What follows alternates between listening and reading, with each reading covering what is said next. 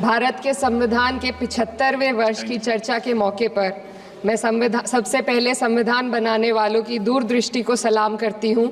एक युवा सांसद के तौर पर मैं अपनी उम्मीदों को संविधान के साथ जोड़कर खास तौर पर ये बताना चाहती हूँ कि आज हमारे देश में पिछड़े, दलित, अल्पसंख्यक समुदाय को किस तरह अपने संवैधानिक अधिकारों और आज़ादियों की हिफाजत के लिए हर रोज़ मुश्किलों का सामना करना पड़ रहा है।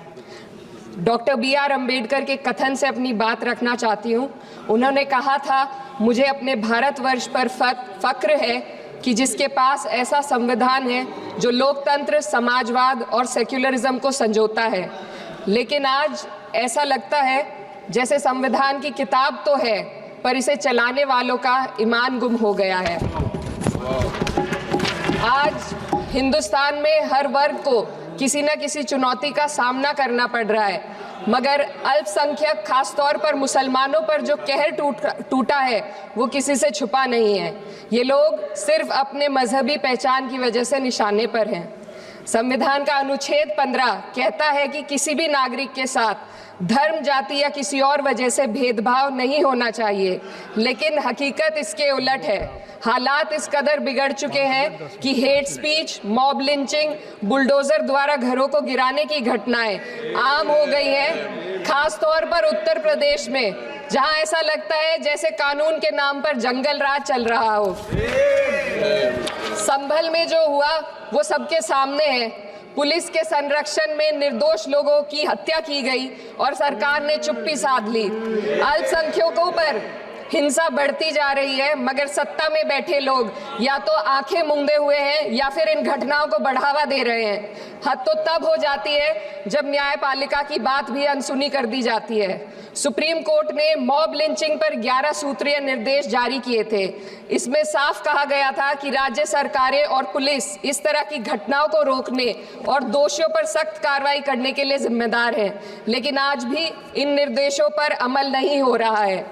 हाल ये है कि मॉब लिंचिंग को रोकने की बजाय सत्ता में बैठे लोग आग में घी डालने का काम कर रहे हैं। उनकी जुबान से ऐसी बातें निकलती हैं जो नफरत को और बढ़ावा देती है। ये अशांति अब इतनी गहराई तक फैल चुकी है कि हमारे समाज के धर्मनिरपेक्ष चरित्र पर गंभीर सवाल उठ रहे हैं। साल की शुरुआत में ही कई राज्यों में दुकानदारों को अपने नाम बोर्ड पर लगाने के लिए मजबूर किया गया।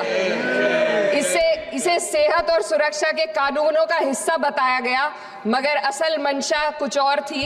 ये कदम खास तौर पर मुसलमान दुकानदारों को निशाना बनाकर उठाया गया ताकि उनकी रोजी रोटी पर चोट की जाए। पिछले हफ्ते मुरादाबाद में एक मुस्लिम डॉक्टर को हिंदू बहुल्य मोहल्ले में घर खरीदने पर विरोध झेलना पड़ा। वजह बताई गई कि इससे मोहल्ले की सामाजिक शांति बिगड़ जाएगी। अब आप ही बताइए, क्या ये वजह सही है, जायज है? असल में ये छोटी बड़ी घटना इस बात का सबूत है कि सांप्रदायिकता को बढ़ावा देने वाले बयान और नीतियां हमारे समाज को अंदर से खोखला कर रही है। उत्तर प्रदेश में यति नरसिंहन ने बेहद घटिया बयान दिया, लेकिन सरकार इन बयानों पर कोई कार्रवाई नहीं कर रही। हेट स्पीच न केवल जनमानस के विचारों को प्रदूषित करती है, बल्कि इससे अब संवैधानिक पदों पर बैठे लोगों को भी प्रभावित कर दिया है। अभी हाल ही में माननीय उच्च न्यायालय इलाहाबाद के माननीय न्यायाधीश ने ऐसे बयान दिए जिसका संज्ञान खुद सुप्रीम कोर्ट को लेना पड़ा। संविधान के अनुच्छेद 29 और 30 ने अल्पसंख्यकों को उनके मजहबी और सांस्कृतिक हक दिए हैं ताकि वो अपनी पहचान को बचा सके और अपने संस्थान चला सके, लेकिन आज उन्हीं हकों पर हर तरफ से चोट की जा रही है। वक्फ जैसे बिल लाकर उनके धार्मिक अधिकारों को छीनने की कोशिश की जा रही है। आज अल्पसंख्यक समुदाय को संविधान द्वारा दिए गए अपने बुनियादी अधिकार पाने के लिए लंबी लड़ाई लड़नी पड़ रही है। ऐसे कई मामले अदालत ने न्याय देकर संविधान की रक्षा की है, लेकिन अदालती प्रक्रिया में जो समय लगता है उसकी वजह से देश के सामाजिक ताने बाने को भारी नुकसान उठाना पड़ता है। मिसाल के तौर पर इलाहाबाद हाई कोर्ट ने 2000 2004 के मदरसा एक्ट को रद्द कर दिया था, जिससे मदरसों के संचालन पर सवाल उठे। हालांकि सुप्रीम कोर्ट ने बाद में इस फैसले को पलट दिया और एक्ट को वैध करार दिया, लेकिन इस प्रक्रिया में जो समय लगा उसने अल्पसंख्यकों को बेचैनी और संघर्ष के दौर में डाला है।